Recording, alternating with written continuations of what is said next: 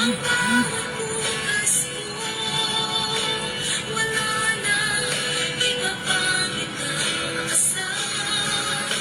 Jesus, kundi ikaw. Sa'yo ang puso ko, lahat sa buhay ko'y alay sa'yo,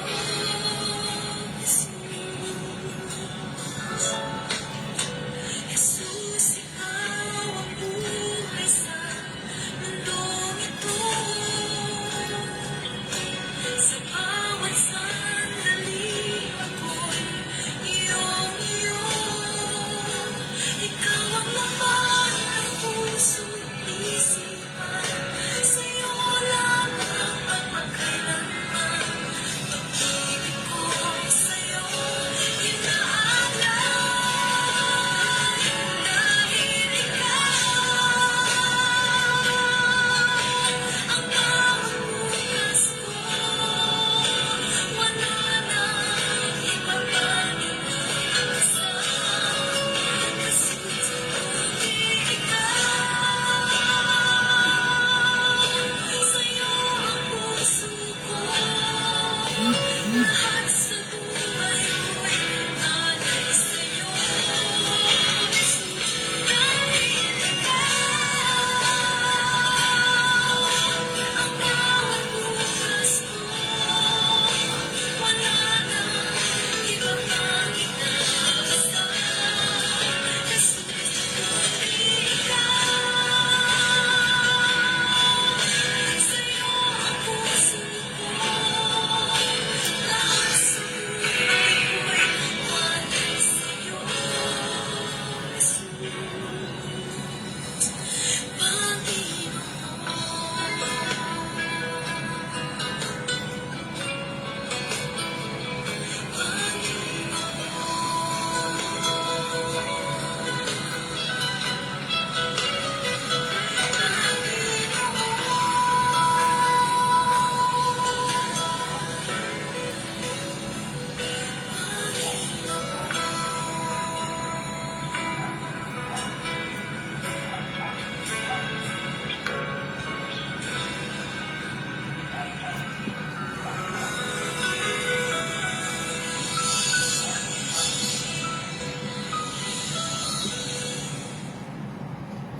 Blessed evening po sa bawat isa sa atin. Magandang gabi sa lahat ng ating mga kapatid na inaabot ng ating tinig sa mga oras na ito. Salamat sa Diyos sapagkat muli tayo po ay mayroong pagkakataon upang patuloy po natin na taluntunin yung pong ating pinag-aaralan dito po sa social media. Isa pong mapagpalang gabi sa inyong lahat. Luzon, Visayas, Mindanao, saan man dako lugar kayo naroon, ano man ang inyong mga pinagkakaabalahan. Minsan pa'y samahan po ninyo ako. Ito po yung ating programa sa Kapihan sa Pastulan, every Wednesday, 8 p.m. in the evening, dito po sa atin sa Pilipinas. Binabati natin yung ating mga kapatid na kung saan ay nakasubaybay ngayon, still watching. Regine De Jesus, sabi niya, Pastor, kumusta na po? Isa pong mapagpalang gabi. Medyo matagal na tayo na hindi nakakapag dyan sa lugar nyo, sa lugar ng Regal Homes, ano? So binabati natin si Sister Sabrina Dayaw Angeles. Good evening, Pastor. Ang tagal niya na yata na nawala sa FB. Actually, nag-resume po tayo, siguro mga 1 month na po, ano? Medyo matagal tayo na nawala dito po sa social media.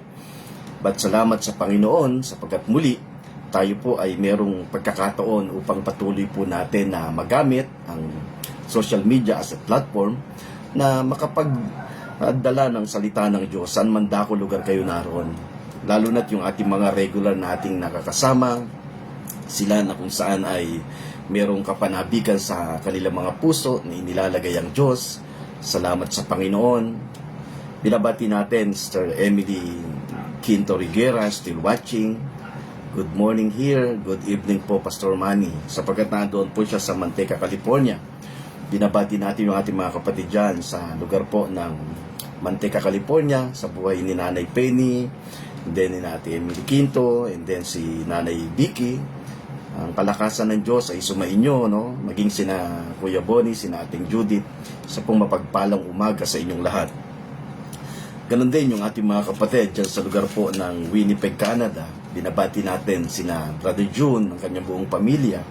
Salamat sa Panginoon sapagkat patuloy po tayo na binibigyan ng pagkakataon ng Panginoon upang magkaroon po tayo ng kauhawan at kagutuman sa katuwiran ng Diyos. Alam nyo, ito po yung malimit natin na sinasabi. Isa sa pinaka napakagandang bagay na ginagawa ng Diyos sa buhay natin, nilalagay niya po tayo ng uhaw at gutom sa ating puso sa kanyang katuwiran. Binabati ko siyempre ang aking may bahay, Sir Joe, still watching, nandyan siya sa labas, maging ang aking anak na si Roma. Salamat sa biyaya ng Panginoon. Samahan po ninyo ako, no, sa ating pong pagtalakay dito po sa ating pong gabi, every Wednesday night. Ang aking mahal na kumparing Bondok, still watching. Hindi ko alam kung siya ay nasa Batangas ngayon o nasa Dasmariñas. Salamat sa inyong lahat na aking pong nakakasama, maging doon sa ating mga kapatid na lagi po nang naka-tune in doon sa ating pong live broadcast. Yung iba ay doon po sa ating delayed telecast, delayed broadcast, no. Sapagkat yan naman po inyong mababalikan sa loob na isang buwan, sapagkat 1 month ay i-erase na po yan. Then pwede din po kayo na mag-tune in doon sa aking YouTube channel. Meron po tayong YouTube channel, Pastor Manuel M. Herrera. Doon, type nyo lamang po yun. Mababalikan nyo po lahat ng ating mga natalakay. Yung nga lang pong iba ay hindi po na i-download sapagkat na-erase na po lahat. Sa loob po ng halos mahigit 3 taon, napakadami po natin ng mga bagay na natalakay dyan, na napakaganda mga topic na kung saan ay patuloy na magbubukas ng ating kaisipan at tunay na pagkaunawa sa magandang kapahayagan ng Panginoon. Now, salamat sa Panginoon ngayong gabi. Muli, samahan po ninyo ako. Mamaya, tayo po'y dadako muli sa ating mga pagbati, ng ating mga kapatid na kung saan ay ngayon pa lamang nagsisipag-tune in dito po sa ating pong live broadcast. Napaka-importante na kung saan ay patuloy tayong nilalagyan ng kauhawan at kagutuman ng Panginoon. Yun po yung sinasabi ko sa inyo kanina na kung saan yan po yung isang pinakamagandang bagay na ginagawa ng Diyos. Nilalagay niya po tayo ng uhaw at gutom sa ating mga puso patungkol sa katuwiran niya. Alam nyo, yan po yung pinaka-sikreto ng isang mananampalataya o ng isang tao kung nais mong maranasan ng tunay na kapunuan. Sapagkat ang tao ay patuloy na naghahanap ng tinatawag na real satisfaction. Saan ko ba ito pwedeng masumpungan, Pastor?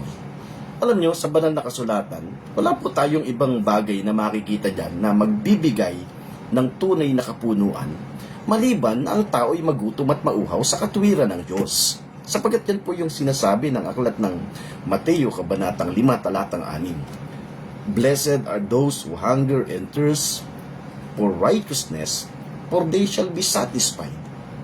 So meaning to say, kapag ikaw ay hindi nagkaroon ng kauhawan at kagutuman sa katuwiran, wala namang ibang katuwiran na binabanggit ang banal na kasulatan maliban sa katuwiran ni Jesus, hindi mo mararanasan yung satisfaction na hinahanap mo.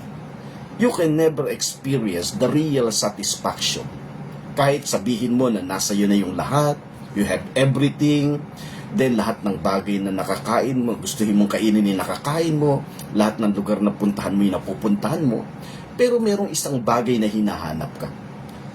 Sapagkat ang tunay na kapunuan ay dadating lamang sa buhay ng isang tao, maliban na siya'y magkaroon ng uhaw at gutom sa katuwiran ng Panginoon. Sabi nung isang na nakausap ko, sabi niya, ang uhaw at gutom daw ay para lang daw sa hindi mananampalataya. Alam nyo, yung pong uhaw at gutom, kung ikaw ay nauuhaw at nagugutom sa natural na bagay o sa physical food, nagugutom ka, and then nauuhaw ka sa tubig, related din po yan pagdating doon sa tinatawag natin na spiritual. Sapagkat everything is parallel. Hindi naman nangangahulugan na pagkatapos mong kumain ng pagkain mo sa physical na pangangailangan mo, hindi ka na magugutom. dadating yung time magugutom ka uli. Kaya nga, ang revelation is progressive. Yun yung sinasabi natin.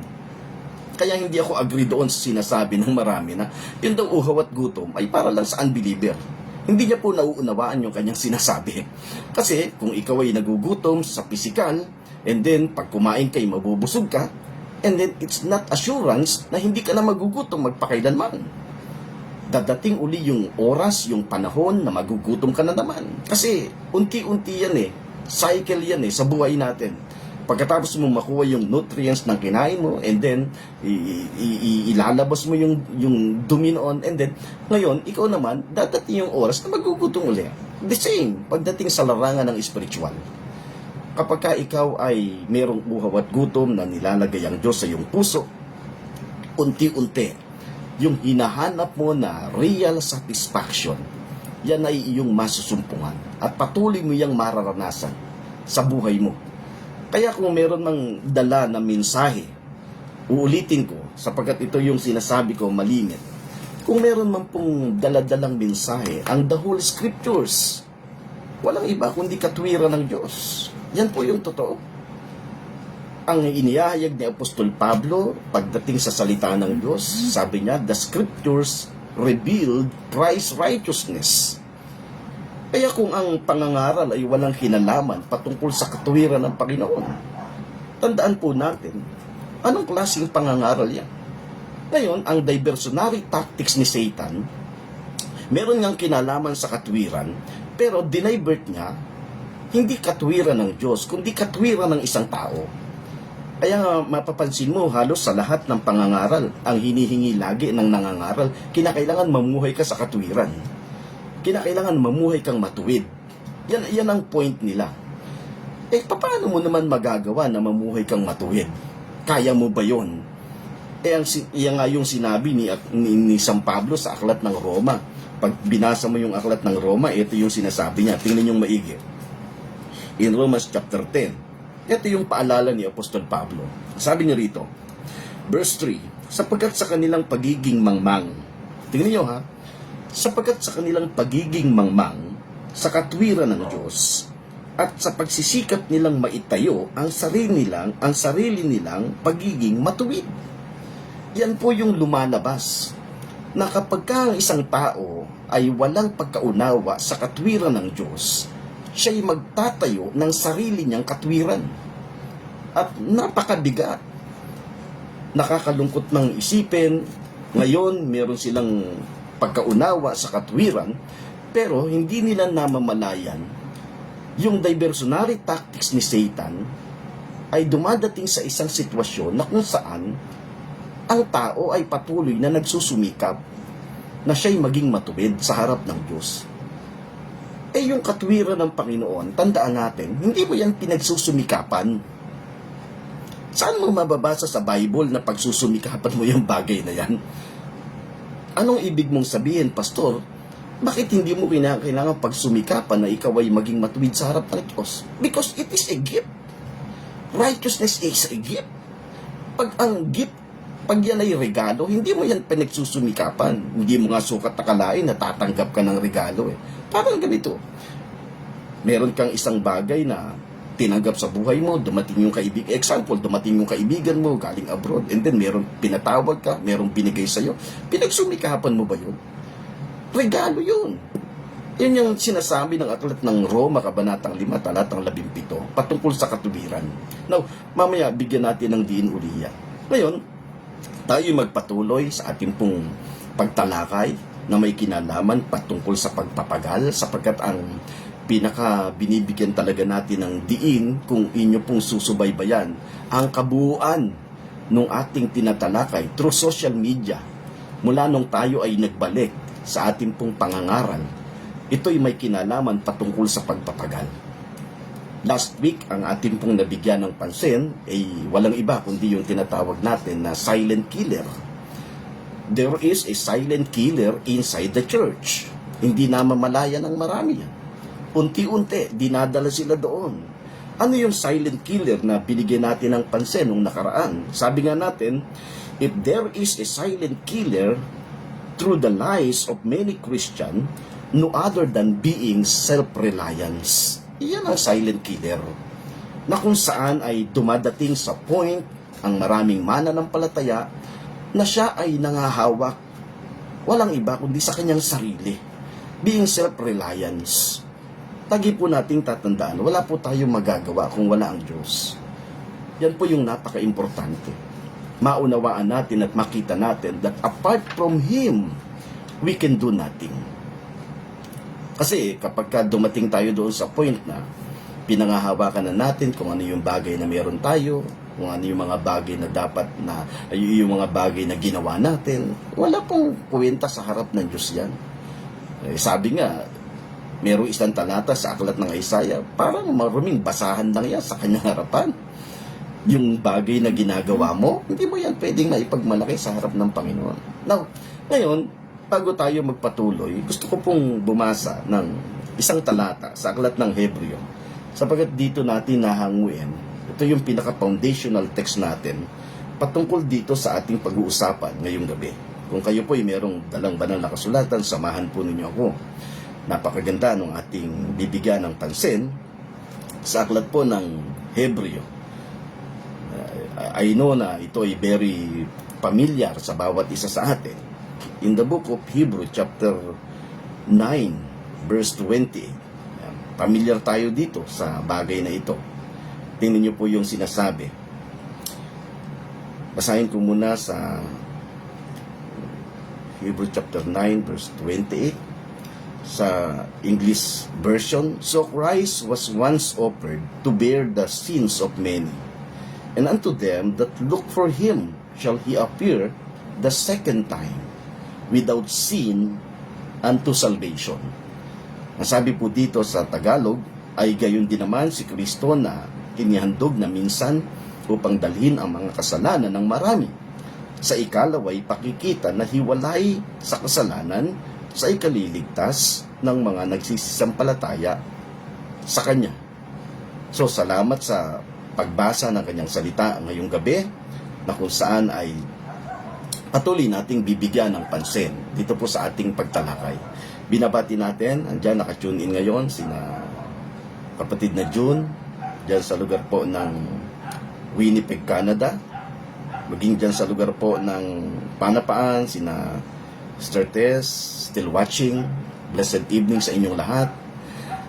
Gusto kong tingnan doon sa isang version, sa ESV translation, kasi medyo maganda yung pagkakasalin. Sabi ng aklat ng Hebrew chapter 9, verse 28. Okay. In the book of Hebrew chapter 9, verse 28. Tingnan nyo pong maigi, no? Para mas maging maliwanag yung pong ating pagtalakay. Meron lamang po akong gustong bigyan ng diin sa bagay na ito. Sabi doon sa verse 28 ng Hebrew chapter 9 sa ESV translation, so Christ, having been offered once to bear the sins of many, will appear a second time, not to deal with sin, but to save those who are eagerly waiting for Him. Napakaganda nung pagkakabanggit ni Apostol Pablo doon sa sinabi sa aklat ng Hebreo, kabanatang 9, talatang 28. Meron tayong mapapansin na dalawang pagkakataon na ang Panginoong Hesus ay dumating dito sa daigdig na ito. Yan ang minimension ng buong kasulatan. Kung atin pong titingnan, the book of Hebrew, ang pinakatema po ng aklat ng Hebreo ay walang iba kundi patungkol sa the uniqueness of Jesus. One of the theme of the book of Hebrew is about the uniqueness of Jesus. Kaya kung titingnan natin at babasahin natin ang kabuuan ng sulat ni Apostol Pablo sa aklat ng Hebreo, makikita natin dyan ang binibigyan din dyan ay walang iba kundi patungkol sa uniqueness ni Jesus. From chapter 1 up to chapter 2, makikita natin Christ greater than the prophet and angel. Pagdating naman sa chapter 3, Christ greater than Moses and Joshua. In chapter 5 up to chapter 7, hanggang doon sa bandang 8, Christ greater than Aaronic priesthood.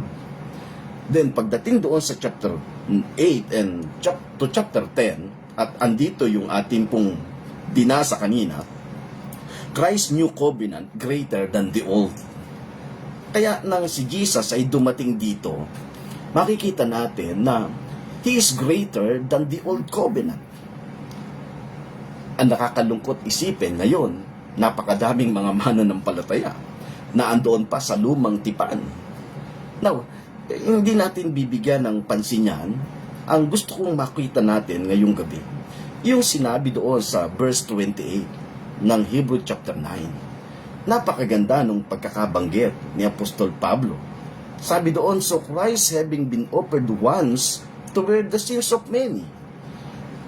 Alam natin na si Jesus, minsan lang, dumating siya doon sa point, He paid for our sins once for all.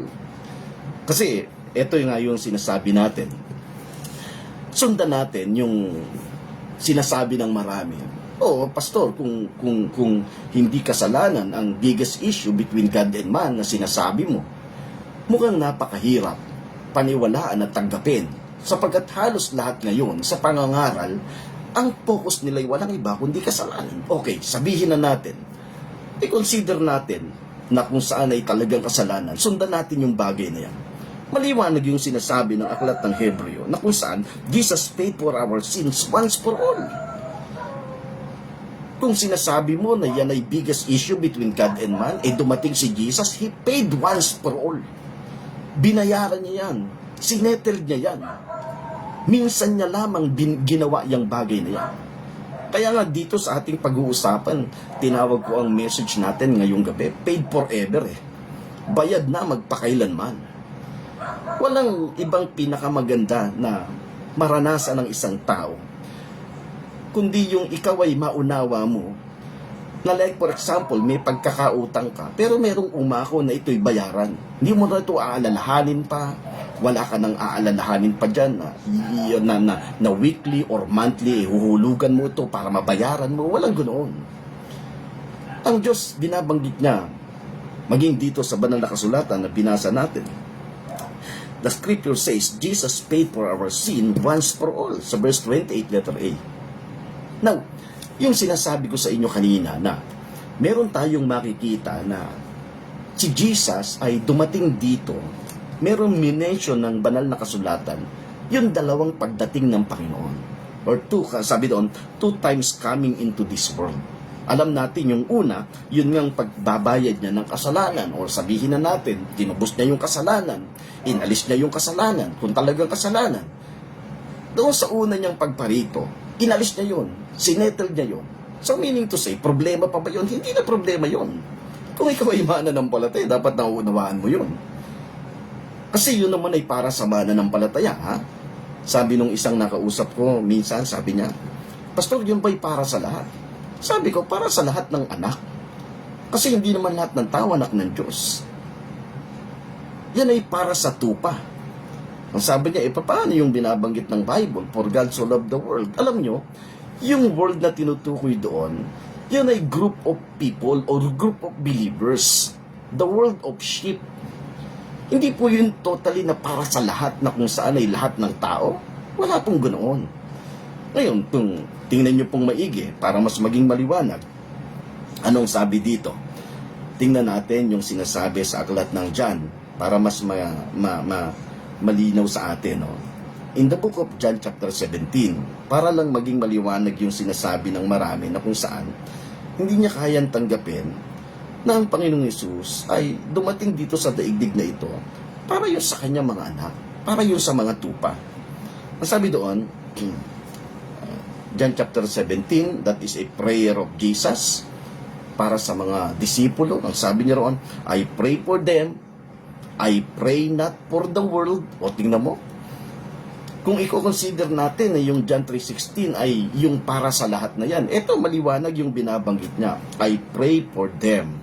I pray not for the world, but for them which thou hast given me, for they are thine. Kita mo, ang ipinapanalangin niya, hindi yung lahat, kundi sila na kung saan group of believers. The world of sheep.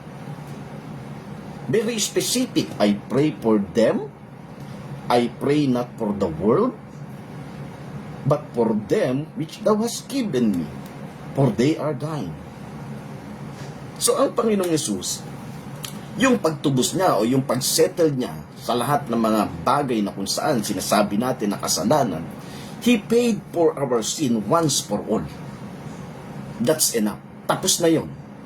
Kaya hindi magiging issue sa buhay mo ngayon. Ikaw ay mananampalataya na andito ka, naglalakbay ka sa daigdig na ito. But ang tanong, bakit maraming mga mananampalataya na kung saan laging yon ang napakabigat na dalahin sa kanyang isipan? Pansinin po nating maigi. Sabi dito, the next line of this verse is very interesting. Kasi yung first line, sabi doon, He paid for our sin once for all. Nilinaw niya yon.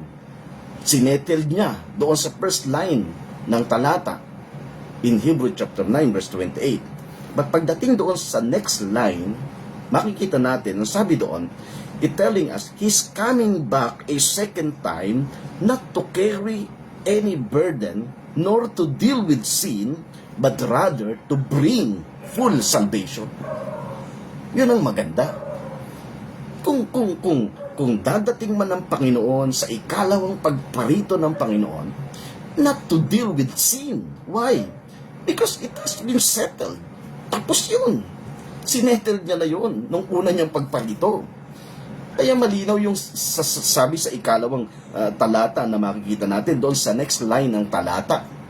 Sabi doon, not to carry any burden nor to deal with sin, but rather to bring full salvation. If sin had been dealt with 2,000 years ago, ito, kasi malimit natin diyang naririnig eh. We are forgiven, yung kasalanan ay tinubos niya, sinettle niya, 2,000 years ago, inayos niya na yan lahat. Lagi nating naririnig yan.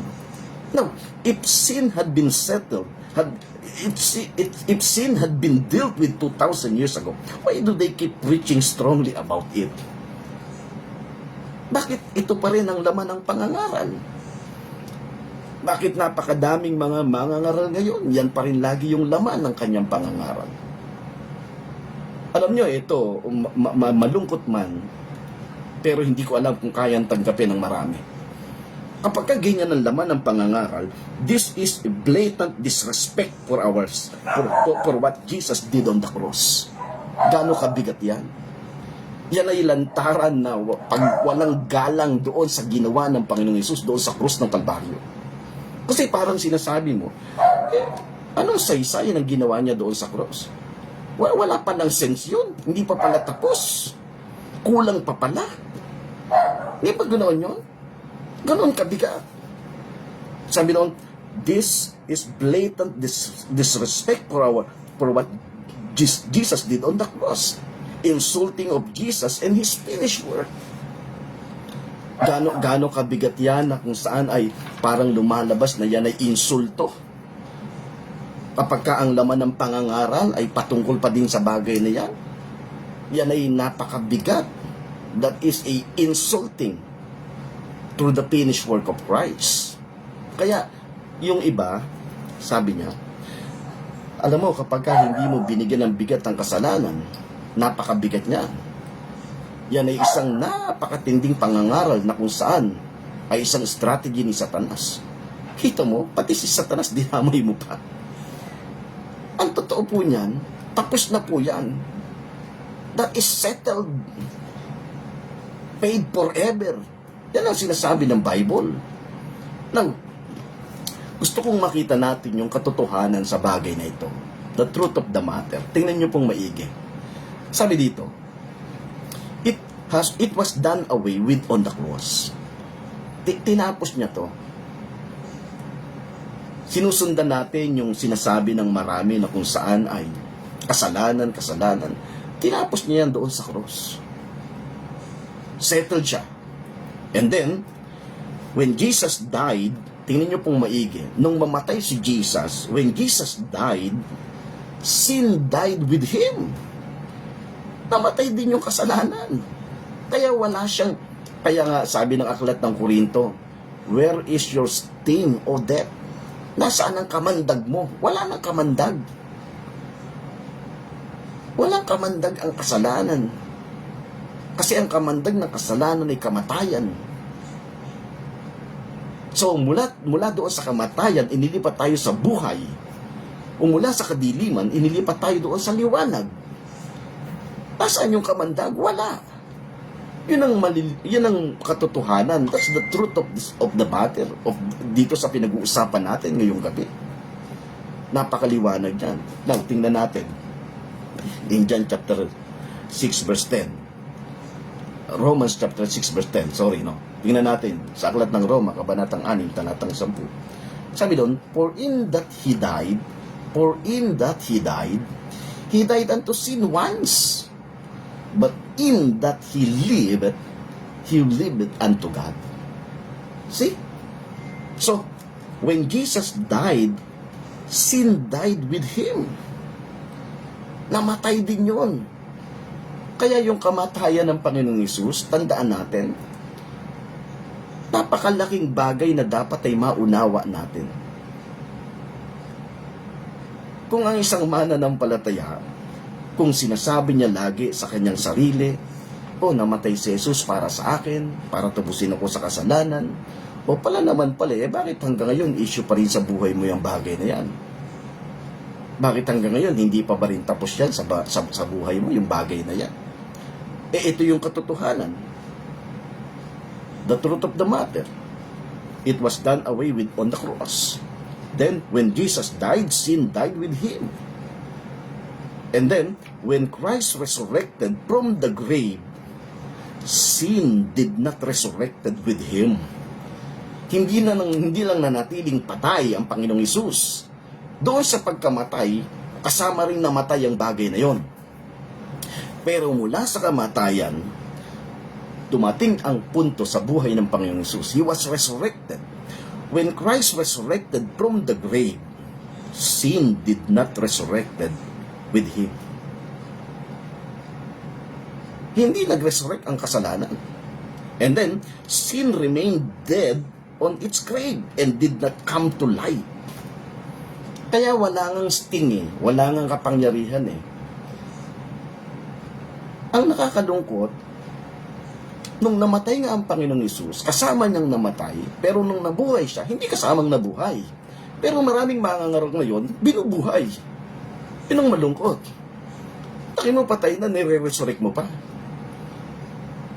Makakalungkot ang bagay na yan. Sabi nga, why Christians still struggling with sin ever since? Why? Bakit maraming mananampalataya? O bakit ang mananampalataya ay nananatili yung kanyang struggle patungkol sa bagay na ito? Tingnan nyo pong maigi. Because there's a lot of preachers keep on resurrecting sin from its grave. Ito yung sinasabi ko. There's a lot of preachers. Makikita natin, they keep on resurrecting sin. Naandoon na sa libingan. Binubuhay niya pa. Nakakalungkot yung bagay na yun. Tandaan po natin, ang isang bagay na namatay na, wala na pong kakayang mabuhay yan, maliban ang Panginoong Hesus. Mula sa kamatayan, siya'y nabuhay na magmuli. Ayaw ko lang ikwento rito yung buhay ni Pedro. Siyempre, alam nyo, walang kapangyarihan na kung saan ay mabuhay pa yung bagay na kung saan ay pinatay na ng Panginoong Hesus sa buhay mo. Sa buhay natin. Now, kaya wag tayong magtaka kung bakit tuloy-tuloy ang struggle ng napakadaming mananampalataya. Even up to now, there's a lot of Christians. Every time na lalapit sa Panginoon, walang ibang bukang bibig, kundi Panginoon, patawarin mo ko sa aking mga kasalanan, pakalinisin mo ko. Hanggang kailan ka lilinisin? Hindi ba ikaw ay nilinis na ng mga salita ng Diyos? Nilinis na ng kanyang banal na dugo? Yan ang isang katotohanan, napakahirap man tanggapin. Tandaan po natin, sabi dito, on the other hand, as far as God is concerned, sin is no longer an issue anymore. Sin is no longer an issue anymore. Hindi po yan Kaya nga dito sa pagpapatuloy natin sa ating pong pag-aaral, unti-unti ay magiging maliwanag at makikita natin kung ano nga ba talaga yung pinaka-biggest issue between God and man. Now, in God's eyes, sa paningin ng Diyos, ito yung totoo ha. And I hope na sana'y convince ka sa bagay na ito. In God's eyes, we are all perfect and righteous because of His Son. Yan ang totoo. Sa mata ng Diyos, we are all righteous and perfect in His eyes. Pagka tinitingnan ka ng Diyos, tinitingnan ka ng Diyos Ama sa langit, hindi naman nakikita yung personal na ikaw. Ang nakikita yung katwiran ni Jesus sa buhay mo. Kasi nga, righteousness is a gift. Ang isang bagay na ayaw ni Satanas, maunawaan mo yung bagay na yan. Righteousness is a gift. Hindi mo ito kailanman pwedeng pagsumikapan kasi kapag ka nagsumikap ka, babagsak ka dyan. At yan ay mangyayari yung sinasabi ng Romans chapter 10 verse 2, verse 3, na dahil wala silang pagkaunawa sa katwiran ng Diyos, sila'y nagsumikap na magtayo ng sarili nilang katwiran. Pastor, bakit ayaw ng dyablo na ito'y maunawaan ng mananampalataya? Alam niyo kung bakit? Romans chapter 5 verse 17. For if by one man's offense death reigned by one, much more they will receive abundance of grace and of the gift of righteousness shall reign in life by one, Jesus Christ. Yun ang napakaganda. Pagka tinignan natin yung mga huling mga talata na binasa natin, ang sabi doon, the gift of righteousness shall reign in life by one, Jesus Christ. The reason kung bakit ayaw ng dyablo na maunawaan mo ang patungkol sa katwiran ng Diyos, and that is the gift of God. That is the gift. Righteousness is a gift because you reign in life. Maghahari ka sa buhay na ito. Yan po yung totoo. Maghahari ka sa buhay na ito. At kapag ka naunawaan mo yung katwiran ng Panginoon, ito yung magdadala sa iyo ng real satisfaction na hinahanap mo. Kapag ka naunawaan mo yung katwiran ng Panginoon, dito mo mauunawaan maging ang pinagkakaabalahan or pinagtatalo ng napakadami na patungkol doon sa tinatawag natin na eternal life or salvation. Yan ang tinalakay namin kahapon dito sa isang haga po dito sa Leonardo. Naunawaan nila that salvation and eternal life is different. Hindi yan pareho. Magpahanggang ngayon, ay pinagtatalunan sa bawat grupo ng mga mangangaral, sa bawat grupo ng iglesia, ang kaligtasan ba ikay nawawala? Merong tumatayo na ito'y nawawala, merong tumatayo na ito'y hindi. Pero sabi ko nga, napakatagal na panahon, hanggang ngayon pinag-uusapan niya, hindi pa ba natatapos yan? Hindi talaga matatapos yun. Pastor, bakit hindi matatapos? Kasi mali po yung tanong. Anong tanong? Nawawala ba ang kaligtasan o hindi? Ang tanong ay, ang tamang tanong ay ito. Ang eternal life ba at ang salvation ay pareho? Yan ang tamang tanong. Kapag kaya na yung nasagot, masasettle din po yung issue patungkol sa kung nawawala ba ang kaligtasan o hindi. Pero kapag hindi na bigyan ng linaw ang bagay na yan, hindi matatapos yan. Matatapos na ang lahat ng panahon, babalik na ang Panginoon, hindi matatapos sa isipan nila yan. But kapag naunawaan mo yung katwiran ng Panginoon, the righteousness of God is the key how to have eternal life. Righteousness is the key on how to have eternal life. Then, that is settled. Then, habang tayo nabubuhay sa daigdig na ito, as we continue to live, to walk unto the paths of righteousness, then, you will grow unto salvation. Yan ang sinasabi ng 1 Peter chapter 2, verse 2. Like newborn babies crave pure spiritual milk, so that you may grow up into your salvation. See? But sana ngayong gabi na unawaan natin,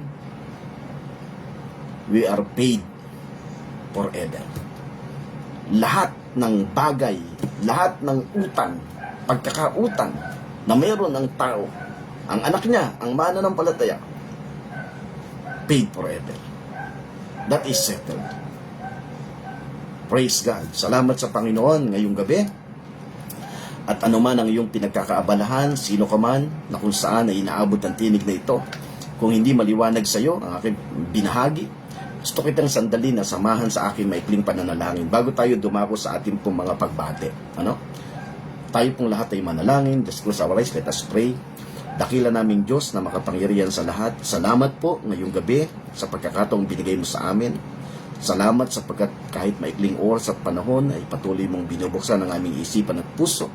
Naway makita namin ang katotohanan na kung saan sa una mong pagparito, sinettled mo yung lahat ng bagay na nagpapabigat sa buhay ng isang anak mo, ng iyong mga anak. At sa ikalawang pagparito mo, hindi para isettled uli ang bagay na tapos na, bagkus magdala ka ng kaligtasan na sinasabi ng iyong mga salita. Salamat ng marami sa buhay ng aking kapatid na humihingi ng panalangin. Patuloy mo siyang bigyan ng kalakasan, yung kaunawaan na maabot ang katotohanan ng iyong mga salita, ay patuloy niyang maunawaan. At ganoon din po yung aming mga kapatid na kung saan ay humihingi ng panalangin personal sa iyong lingkod. Ikaw po ang patuloy na gumalaw at kumilos sa kanyang buhay. Kilala mo po siya, ang kalakasan ay kanyang maranasan, ano man po yung problema at suliranin na kanyang kinakaharap, kung ito po ay patungkol sa kanyang kalusugan, Lord, ibangon mo siya, bigyan mo siya ng panibagong kalakasan at sigla. Naniniwala kami, you are the source of everything, at wala kaming dapat na ikabahala sapagkat ikaw ang aming Diyos na kinikilala. Ikaw ang Diyos na may hawak ng lahat ng bagay sa daigdig na ito. Help us, O Lord God, to walk unto the paths of righteousness upang patuloy kaming ma-establish sa bagay nito. Sa iyo lahat ng papuri at parangal sa pangalan ni Jesus. Ito po aming panalangin. Amen. Amen. Salamat po sa inyong lahat na aking pong nakasama mula pa kanina sa ating pong pagpapasimula. Binabati natin muli yung ating mga kapatid, sina Sir Michelle Diego, still watching, Tess De Castro, and then Greg Tresvalles. Binabati din po natin ang aking kumparing Bondok, Emily Quinto, at maging yung lahat na ating mga kapatid na kung saan ay nakasama natin ngayong gabi. Diyan sa lugar po ng Panapaan, sa pong mapagpalang gabi sa inyong lahat, kina Sir Angie, kina Sir Ate Sally, kina Sir Grace, ganun din, binabati natin yung ating mga kapatid sa iba't ibang panig ng daigdig. Muli, ang ating mga kapatid dyan sa lugar ng Manteca, California, sa pong mapagpalang gabi. Si Sister Lay still watching din, yung may bahay ng ating kapatid na si kapatid na June, Salamat sa biyaya ng Panginoon. Enjoy nyo ang inyong pag-aalaga sa inyong napakadalawang anghel na biyaya ng Panginoon.